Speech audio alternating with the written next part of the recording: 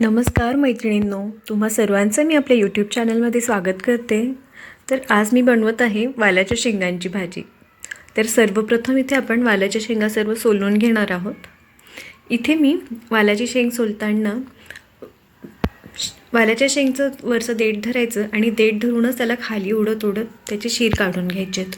अशा रीतीने खालच्या आणि वरच्या साईडचे देठ काढून अशाच याच्या शिरा काढून घ्यायच्या आहेत आपल्याला व शेंग सोलून घ्यायची आहे. अशा रीतीने मी सर्व शेंगा सोलून घेते. मैत्रिणींनो, कुणी ह्या शेंगांना वालाच्या शेंगा म्हणतो, कुणी वालपापडी म्हणतं. तुमच्याकडे ह्या शेंगांना काय म्हणतात हे मला कमेंट करून नक्की सांगा. इथे सर्व शेंगा आपण छानपैकी सोलून घेतलेल्या आहेत. आता ह्या शेंगा आपल्याला 2 ते 3 पाण्याने स्वच्छ धुवून घ्यायच्या आहेत. तुम्ही पाहू शकताय इथे मी या सर्व शेंगा छान धुवून घेतलेल्या आहेत. आता आपण भाजीच्या कृतीकडे वळूयात.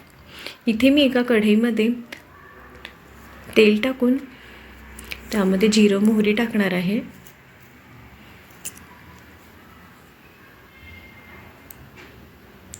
जिरं मोहरी छानपैकी तडतडलं की यामध्ये आपण ठेचलेलं लसूण टाकणार आहोत.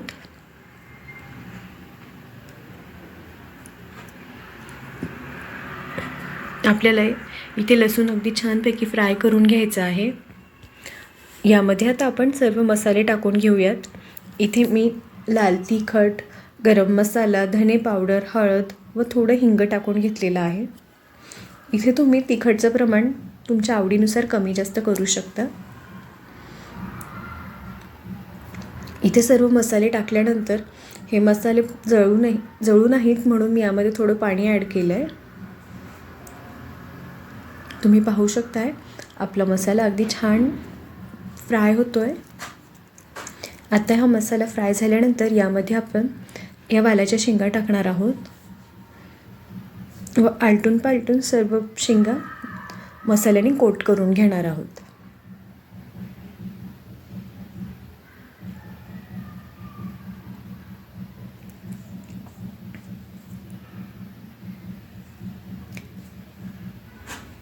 ह्या वालाच्या शेंगांना बरेच जण पावटासुद्धा म्हणतात. पण ह्या वालाच्या शेंगा ज्यावेळेस झाडाला असताना कोवळ्या असतात ना, त्यावेळेस याला पावटा म्हणतात. आणि ह्याच शेंगा आपण जेव्हा झाडावरती वाळू देतो ना, तर त्याच वेळेस ह्या वालाच्या शेंगांपासून वाल नावाचं कडधान्य तयार होतं.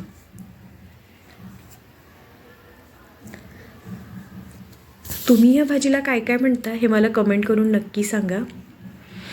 आता भाजी छानपैकी फ्राय झाल्यानंतर यामध्ये आपण चवीनुसार मीठ टाकणार आहोत. मीठ टाकल्यानंतर ही भाजी आपल्याला अगदी छान हलवून घ्यायची आहे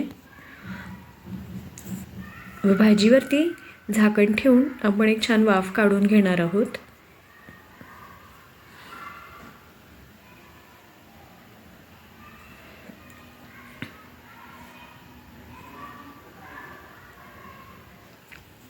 आता 5-1 मिनटं वाफ काढल्यानंतर आपण झाकण काढून पाहूयात.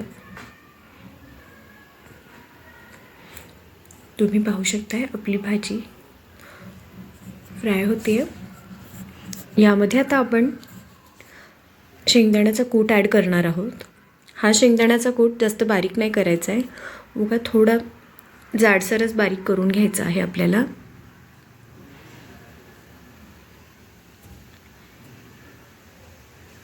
ही भाजी शिजताना यामध्ये मी थोडं पाणी ॲड केलं होतं, पण ॲक्च्युअली ती क्लिप घ्यायची विसरले मी. थोडं पाणी ही भाजी शिजण्यासाठी टाकायचं आहे आपल्याला. व त्यानंतर एक वाफ काढल्यानंतर आता आपण शेंगदाण्याचा कूट ॲड करणार आहोत.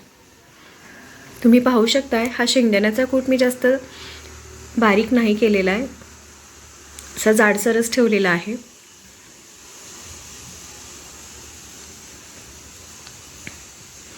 अशा रीतीने शेंगदाण्याचा कूट टाकल्यावरती आपण परत एकदा भाजीची वाफ काढून घेणार आहोत.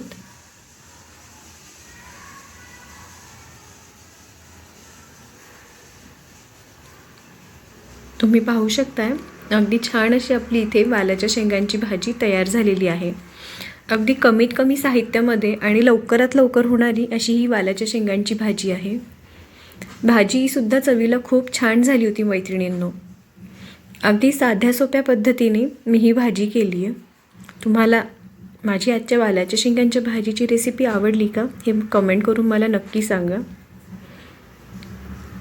व इथे मी भाजीला हिरवीगार चिरलेली कोथिंबीरसुद्धा टाकलेली आहे. तुम्ही पाहू शकताय आपली भाजी अगदी छान अशी रेडी झाली आहे. तुम्हालासुद्धा माझ्या आजच्या रेसिपीचा व्हिडिओ आवडला असेल तर व्हिडिओला लाईक शेअर